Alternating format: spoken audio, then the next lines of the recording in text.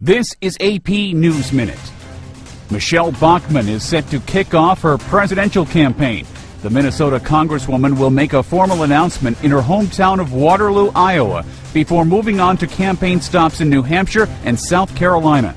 President Barack Obama is joining talks on striking a deal on spending cuts and raising the government's debt limit. He will hold separate meetings with Senate Majority Leader Harry Reid and Republican leader Mitch McConnell at the White House.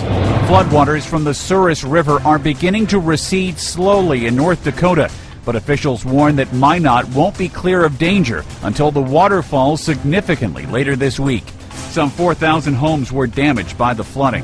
Federal records reviewed by the Associated Press show a spotty record for the Nevada trucking company involved in a deadly crash with an Amtrak train. Authorities have previously cited John Davis Trucking Company of Battle Mountain for crashes and unsafe driving.